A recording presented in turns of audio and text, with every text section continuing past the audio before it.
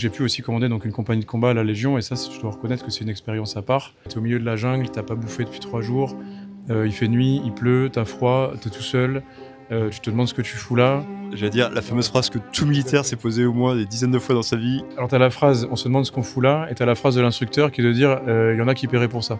Donc la raison de rentrer dans l'armée, c'était devenir quelqu'un en fait. Ce qu'on peut appeler même, en parlant de très cash, devenir un homme.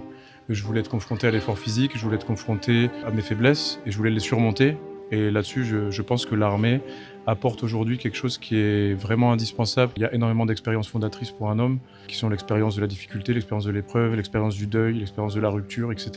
Donc il y a plein de façons pour moi de devenir un homme. Par contre, ce qui est sûr, c'est que dans l'armée, et en particulier la Légion étrangère, et je dis pas ça pour faire de la retape et inviter tes auditeurs à s'engager, mais tu retrouves des choses qui sont très singulières.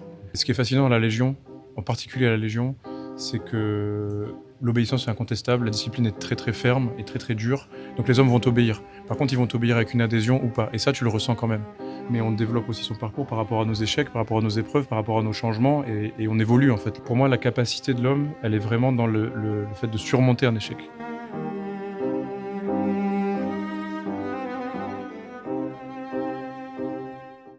Et bonjour à tous et bienvenue pour ce nouvel épisode de Guerre et littérature. Aujourd'hui, je suis avec Quentin Gommel. Bonjour Quentin. Salut Benjamin.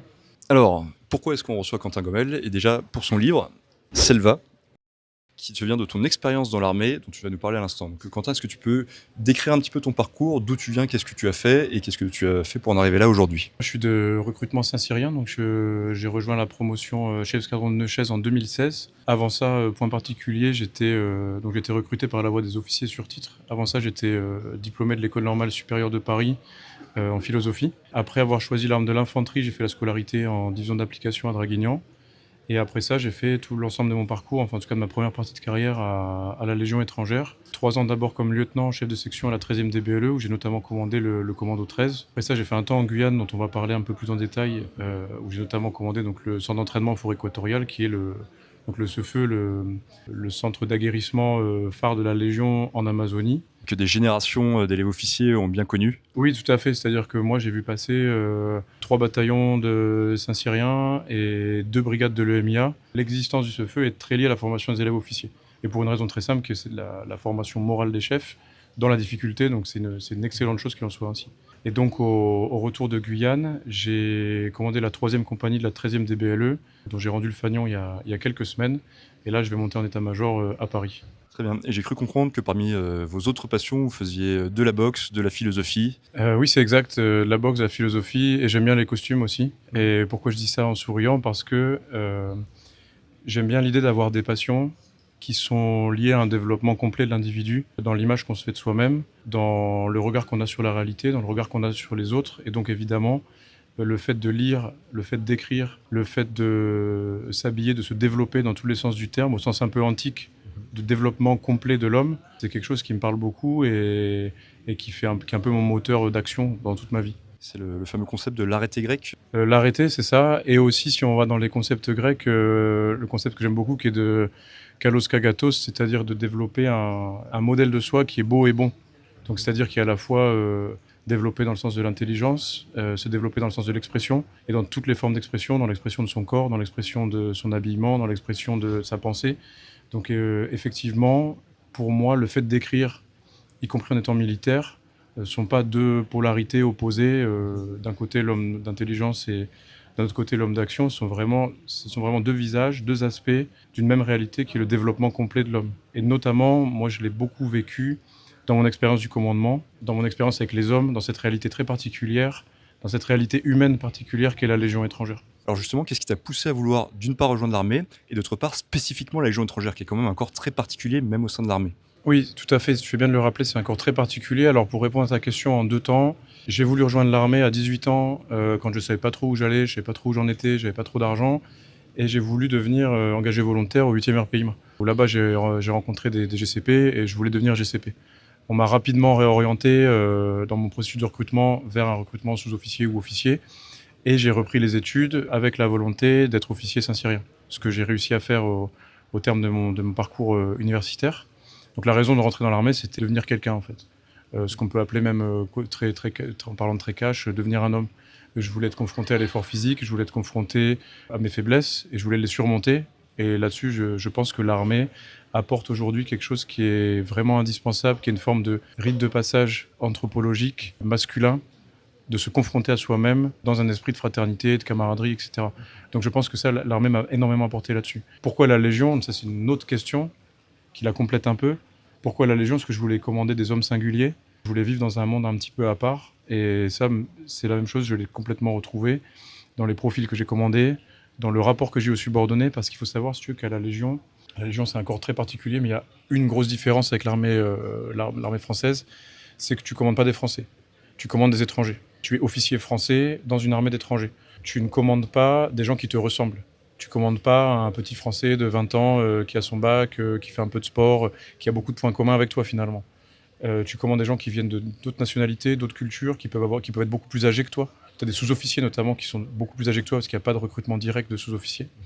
Donc tu as un relationnel dans le commandement qui est extrêmement stimulant parce qu'il met l'accent selon moi, sur ta personne, sur tes qualités intrinsèques, plus que sur ta proximité éventuelle avec des gens. Les gens sont très différents de toi, donc tu dois les commander avec une certaine distance, mais aussi avec beaucoup de fraternité. Et c'est ce mélange humain très particulier à la Légion que je cherchais et que j'ai trouvé et qui s'est complètement révélé dans mon temps de commandement en tant que commandant d'unité. Ça, c'est clair. J'ai beaucoup de questions qui me viennent à l'esprit suite à cette dernière déclaration. Déjà, la première, c'est est-ce que tu as trouvé ce que tu étais venu chercher à l'armée? Et la deuxième, c'est est-ce qu'il faut avoir absolument fait l'armée pour devenir un homme, au sens où tu le décris? Oui, j'ai trouvé ce que j'étais venu chercher. Je dirais même, j'ai trouvé bien plus que ce que j'étais venu chercher. J'étais venu pour commander une section, partir en mission, enfin comme beaucoup d'aspirants officiers. Donc ça, je l'ai eu, mais je suis allé beaucoup plus loin. C'est-à-dire que j'ai pu commander un centre de formation au milieu de l'Amazonie, complètement isolé dans la forêt, où j'étais quasiment mon seul chef sur place, en tout cas le seul responsable d'activité. Donc j'ai connu un niveau de responsabilité, un niveau de pression aussi qui est très important. Et j'ai pu commander, et ça je ne l'avais pas forcément imaginé en arrivant, parce que tu sais, on développe son parcours avec une vision de soi, mais on développe aussi son parcours par rapport à nos échecs, par rapport à nos épreuves, par rapport à nos changements, et on évolue en fait. Le bateau avance et on ne sait pas tout à fait où on va et par quel chemin on passe.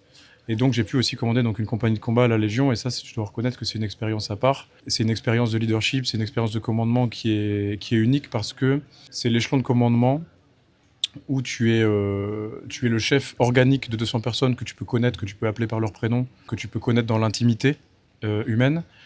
Et c'est aussi l'échelon où tu as une grosse responsabilité vis-à-vis de responsabilités supérieures. Donc en gros, tu commandes de 200 personnes à peu près. On a des compagnies d'infanterie qui sont entre 150 et 200 personnes. Donc tu as un gros volume d'hommes à commander, des grosses responsabilités, mais tu as le relais humain au quotidien. Et ça, c'est extraordinaire. C'est aussi un moment où ton leadership, ta vision du commandement, ta vision de chef peut s'affirmer pleinement parce que tu as le degré de maturité, le bon équilibre entre la maturité et la jeunesse pour le faire. Et ça, j'ai vraiment beaucoup aimé cette expérience qui m'a défini, qui m'a beaucoup formé et qui n'a pas toujours été simple évidemment, donc j'ai sans doute fait beaucoup d'erreurs, mais là qui m'a permis de devenir quelqu'un, oui. Et d'ailleurs, est-ce que tu es parti en OPEX avec ta compagnie? Je suis parti en mission de courte durée avec ma compagnie en Nouvelle-Calédonie et je suis parti en opération extérieure en 2020 avec la section commando en Irak. D'accord. Et donc pour revenir sur l'une des questions, c'est est-ce qu'il faut avoir absolument fait l'armée pour devenir un homme, au sens où tu l'y finis? Je pense pas, parce que ce serait très présomptueux déjà de m'affirmer comme ça à peine 30 ans, de dire c'est comme ça qu'on devient un homme et pas autrement, donc j'ai pas d'avis tranché. Et pour citer Nietzsche, il y a ton chemin, il y a mon chemin, il y a plein de chemins, mais le bon chemin je le connais pas. Donc pour devenir un homme, il y a énormément d'expériences fondatrices pour un homme, qui sont l'expérience de la difficulté, l'expérience de l'épreuve, l'expérience du deuil, l'expérience de la rupture, etc. Donc il y a plein de façons pour moi de devenir un homme. Par contre, ce qui est sûr, c'est que dans l'armée, et en particulier la Légion étrangère, et je dis pas ça pour faire de la retape et inviter tes auditeurs à s'engager, mais tu retrouves des choses qui sont très singulières, qui sont très propres à cet univers et qui, à mon avis, n'ont pas d'équivalent. Tu retrouves notamment un rapport à l'humilité et à la difficulté qui est très important et qui, pour moi, ne peut pas se connaître en dehors de la difficulté physique. Et là, je parle un peu de ça dans le bouquin aussi. J'en parle dans Selva, j'en parle aussi dans mon prochain livre. C'est le rapport à l'échec qui est fondateur. Et l'avantage de l'armée, c'est que ça te met constamment en situation d'échec. Tu vois, par exemple, je prends un exemple très concret. Quand j'ai fait le stage Jaguar pour prendre le commandement du CFE, pour prendre le commandement du CFE, tu dois faire un stage international en jungle qui dure environ 2 à 3 mois sans arrêt dans la forêt amazonienne. C'est un stage qui est inspiré du SIGIS de Manaus, qui est le centre d'instruction brésilien.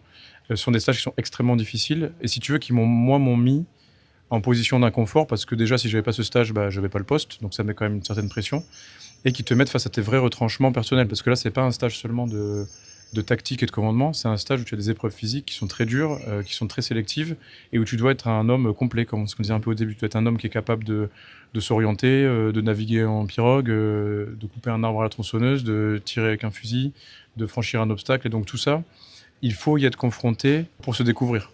Et je dis pas que je l'ai fait en toute facilité, j'étais confronté à beaucoup d'échecs, mais pour moi, la capacité de l'homme, elle est vraiment dans le fait de surmonter un échec. De la même manière qu'elle est dans le fait de, quelque part, de devancer notre mort en acceptant des risques, en disant, OK, dans telle situation, bah, je vais peut-être avoir des problèmes, j'y vais quand même parce que j'ai devancé cette idée, peut-être de mourir. Et bah, de la même manière, on doit devancer l'idée de l'échec en disant, je vais peut-être échouer, mais j'y vais et dans cet échec, dans cette difficulté, je vais progresser quoi qu'il arrive. Et je pense que là se trouve une vraie loi du devenir individuel. Je reviens un peu sur ton parcours parce que c'est quand même assez atypique de passer par l'école normale supérieure pour finir à les Légion étrangère. Est-ce que ça t'a aidé dans ton parcours de militaire d'avoir eu comment dire, cet aspect philosophique de ta vie? Alors de manière très concrète, ça m'a beaucoup aidé déjà pour le concours parce que le fait d'être diplômé de l'école normale, bah, ça ouvre quand même des portes, y compris pour le concours d'officier sur titre, ça m'a directement permis d'avoir un niveau de formation et de synthèse qui était sélectif pour ça, enfin en tout cas adapté à ça. Donc ça m'a aidé. Après dans mon commandement personnel, évidemment, mais ça c'est même pas l'expérience académique si tu veux, c'est l'expérience philosophique. Ce sont mes lectures, ce sont mes développements qui m'ont permis de confronter cette philosophie, cet apprentissage académique au réel. Et ça, effectivement, ça m'a beaucoup aidé. Et ça m'a beaucoup, c'est de là-dedans que j'ai trouvé un vrai épanouissement.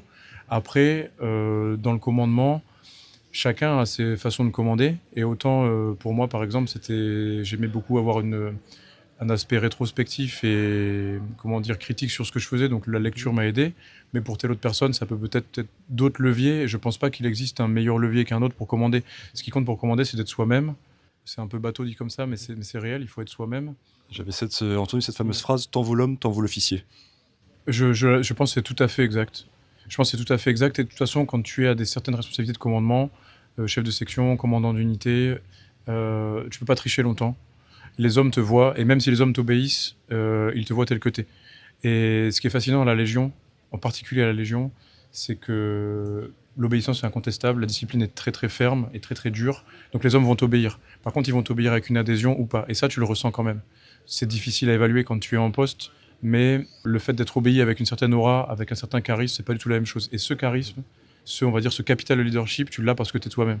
Tu l'as parce que tu es à l'écoute des hommes, parce que tu es à l'écoute de tes subordonnés, que tu peux être très dur à condition d'être humain. Et ça, oui, tant vaut l'homme, tant vaut l'officier, oui, c'est vrai. Un mec qui cache, un mec qui dissimule, ça se verra. Et je suis convaincu qu'on ne lui obéira pas de la même façon et qu'il n'aura même pas la même efficacité opérationnelle. Effectivement, c'est ces mille et un petits détails qui font que tu sens que ta troupe, elle te suit derrière ou pas.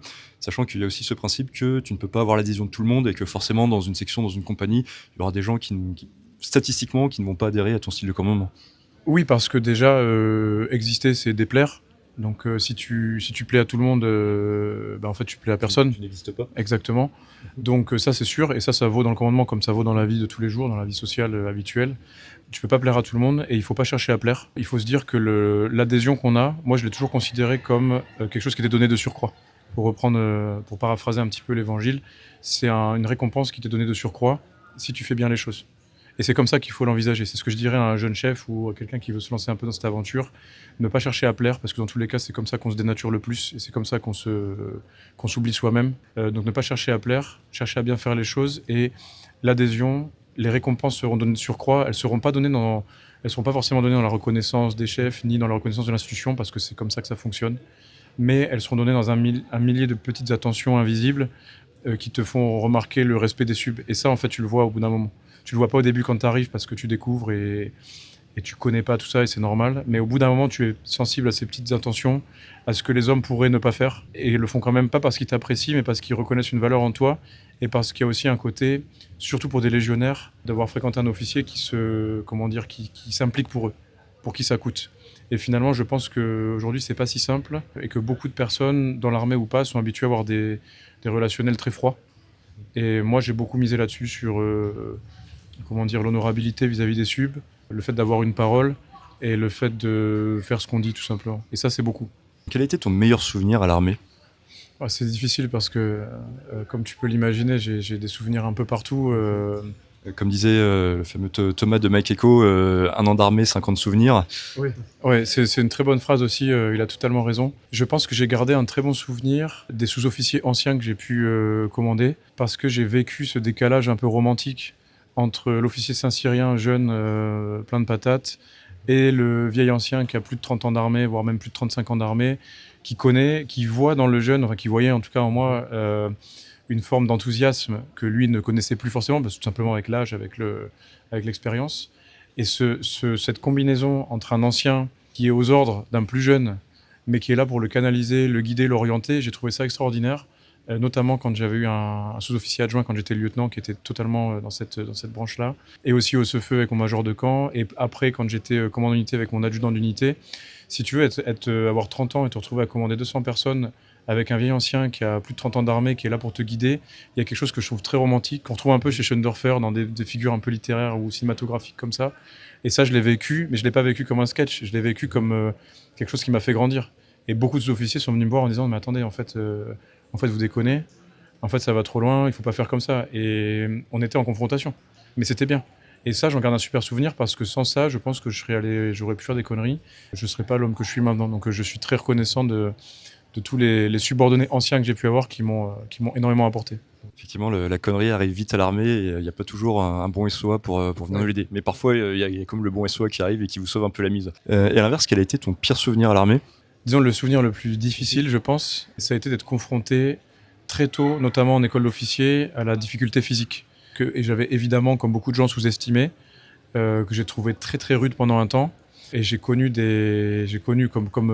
n'importe quel soldat sait de quoi je parle, j'ai connu des moments vraiment d'absence physique et mentale dans des épreuves extrêmement difficiles, dans des marches de nuit, dans des stages commando, dans des stages aguerrissement, dans des stages en Guyane, etc. J'ai connu des moments vraiment de solitude totale où là tu te demandes, t'es au milieu de la jungle, t'as pas bouffé depuis 3 jours, il fait nuit, il pleut, t'as froid, t'es tout seul, tu te demandes ce que tu fous là. J'allais dire la fameuse phrase que tout militaire s'est posée au moins des dizaines de fois dans sa vie. Qu'est-ce que je fous là? Alors t'as la phrase, on se demande ce qu'on fout là, et t'as la phrase de l'instructeur qui est de dire, il y en a qui paieraient pour ça.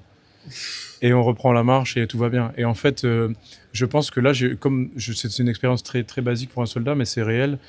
Le fait d'être confronté à des moments vraiment de difficulté qu'on n'aurait jamais pu connaître ailleurs, c'est à la fois mon pire et mon meilleur souvenir, parce qu'en fait, une fois que tu les as dépassés, tu comprends que tout va bien, tu comprends que tu vas gérer la mission, tu comprends que tu es faible et que ça va fonctionner quand même. Et là, je pense que c'est très rude. Ouais. Je pense qu'il faut bien s'accrocher, il faut savoir pourquoi on est là. Ouais. C'est vrai que c'est aussi une autre constante de l'armée, c'est que les moments qui sont horribles sur le moment deviennent après, paradoxalement, tes meilleurs souvenirs.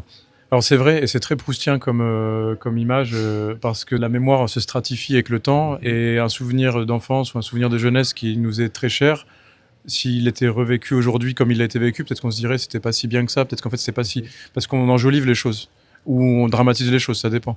Mais je pense qu'on enjolive beaucoup les souvenirs, et à l'armée, moi j'adore, si aujourd'hui quelqu'un me parle d'un stage commando, je parlerai en bien de tous les stages que j'ai faits, y compris les pires. Avec le temps, on garde les bons souvenirs, on garde la camaraderie, on se dit putain, j'ai réussi à le faire. Donc ça, on le garde. Et effectivement, je pense que la mémoire est très sélective, et je pense que c'est salutaire dans l'armée qu'on ait une mémoire sélective. Tout à fait. On va revenir un peu sur l'aspect littérature. Donc tu as écrit un livre qui s'appelle Selva. Pourquoi ce titre et que veut dire ce titre d'ailleurs? Alors, en effet, j'ai écrit donc le livre du 3e REI, donc Selva, le 3e REI en Guyane. C'est un livre qui a été publié en 2024, donc qui a été conçu en 2023 à l'occasion du cinquantenaire de l'installation du 3e REI en Guyane, donc des 50 ans du 3e REI en Guyane, qui a été publié en 2024 aux éditions Pierre de Taillac, et dont j'ai été le directeur de publication. C'est-à-dire, je ne suis pas le seul auteur. Moi, j'ai écrit une bonne partie du texte et j'ai coordonné un peu la direction artistique. Et j'ai travaillé notamment avec Sandra Chenu-Godefroy pour la partie photo, Grégory Paul, qui est aujourd'hui peintre des armées, pour la partie photo également, donc avec 2 photographes pros, et avec 2 auteurs, donc le lieutenant-colonel Guyot, qui est conservateur au musée des Invalides, ancien commandant en second du 3e REI, et avec monsieur François-Michel Letourneau, qui est un chercheur au CNRS, spécialiste de l'orpaillage. Donc on a monté une petite équipe assez éclectique avec des gens très différents pour parler du 3e REI à l'occasion des 50 ans. Donc Selva, justement, il reprend ces images, il reprend cette expérience que vous avez vécue sur le terrain en Guyane. Voilà, le livre est découpé en 3 parties. Donc une partie historique qui est assez classique, qui reprend l'histoire du 3e REI de la Première Guerre mondiale jusqu'à maintenant, faut savoir que le 3e RU existait, il s'appelait alors le RMLE, il existait dans tous les conflits de la Légion étrangère. C'est le régiment le plus décoré de la Légion aujourd'hui, qui porte 3 fourragères, donc il y a vraiment tout un aspect historique qu'on ne pouvait pas écarter. Et j'ai centré cet aspect historique sur l'histoire récente, donc les 50 dernières années, avec les grandes étapes majeures de l'histoire du régiment, que sont l'ouverture de la route nationale 2, donc c'est transpercer la forêt sur plusieurs centaines de kilomètres, souvent à bras, pour ouvrir une route vers le Brésil. Un vrai travail de légionnaire, hein. Un vrai travail de légionnaire, et d'ailleurs ça se voit dans la courbe de la route qui est quand même assez particulière. Mais C'est-à-dire, est-ce que tu peux développer? si tu veux, la RN2, c'est la seule route qui fait Cayenne-Brésil en voie routière. En gros, c'est le seul axe pour aller au Brésil depuis la Guyane. C'est une route où tu as très peu de réseau téléphonique, où tu as très peu de réseau satellitaire, qui est très accidentée, très humide, avec des chutes d'arbres, avec des coudes de piste, etc. Donc c'est une route qui est très dangereuse et qui est une vraie route de légionnaire pour ça. Oui. Et qui a été conçue, entre autres, donc il y a quand même plusieurs légionnaires qui sont décédés pendant le chantier, donc j'essaie de leur rendre hommage un petit peu aussi. Donc c'est un événement majeur du 3e RUI dans son assistance aux populations et dans sa participation aux travaux de développement en Guyane. Quel livre tu conseillerais d'avoir absolument dans ta bibliothèque? Alors la bibliothèque idéale, c'est compliqué parce que je viens de passer la journée à Paris et j'ai acheté un nombre inconsidéré de nouveaux livres. Je vais me baser un peu sur mes achats récents. Je recommanderais beaucoup aujourd'hui de lire de la psychologie. Pas de lire de la psychologie récente qui tend un peu vers comment dire, des choses qui sont pas forcément très qualitatives, mais de la psychologie notamment de Carl Jung, la psychologie qu'on appelle la psychologie des archétypes. Si tu veux, Carl Jung identifie des archétypes, notamment des archétypes masculins et des archétypes féminins, que lui décorrèle complètement de l'idée biologique de l'homme et de la femme, donc c'est quand même remarquable de modernité. C'est une psychologie des archétypes qui te permet de comprendre quelles sont les strates de ton psychisme. Donc tu as le psychisme qui est ouvert aux autres, qui est un peu la persona, donc le masque que tu revêts, et il y a ton psychisme intérieur. Et en fait, le malheur des hommes vient du fait qu'il y a toujours un décalage entre tout ça. Et donc Carl Jung explore ça dans ses recherches en disant il faut réussir à aligner un peu tous nos archétypes avec qui on est nous-mêmes. Donc en fait, tu as un chercheur, un psychologue du XXe siècle qui s'interroge sur ce qu'était l'origine de la philosophie, qui est connais-toi toi-même, deviens qui tu es, et qui le fait avec un aspect spirituel que j'aime beaucoup. C'est-à-dire que c'est une psychologie qui n'est pas matérialiste, qui ne réduit pas l'homme à une succession matérielle, une succession d'états matériels, à notre cerveau, à notre expérience sociale, etc., mais qui va plus loin, mais qui n'est pas non plus idéaliste en disant, qui est très lucide en fait sur la difficulté que ça représente et sur le mal humain. Donc je recommanderais, pour répondre à ta question, parce que je digresse un peu, je m'en excuse, mais Carl Jung, la psychologie des archétypes, ça c'est vraiment quelque chose de très puissant, qui est à mon avis pas assez lu aujourd'hui. Il y a un livre de guerre qui t'a marqué, de littérature de guerre? Moi, j'aime beaucoup Fuller. Non, c'est la branche anglo-saxonne de l'histoire de la guerre et de la polémologie. J'aime beaucoup Fuller parce qu'il ne décorrèle jamais, justement, philosophie et histoire. Et c'est un auteur qui est remarquable parce qu'il parle de faits historiques. C'était un officier lui-même, un officier de la cavalerie britannique. C'est un officier érudit qui ne différencie jamais philosophie de l'histoire et histoire. Donc je trouve ça remarquable, notamment dans son explication des conflits récents. Je crois qu'il parle beaucoup de la guerre de sécession, de la Première Guerre mondiale, etc. Donc en littérature de guerre, j'aime beaucoup Fuller. Eh bien, merci beaucoup Quentin pour cet entretien qui était absolument passionnant. Voilà, donc ton livre Selva, enfin disons le livre du régiment, et j'attends avec impatience la sortie de ton prochain livre pour se revoir à nouveau, et cette fois-ci autour d'un bon verre de whisky. Merci à toi Benjamin.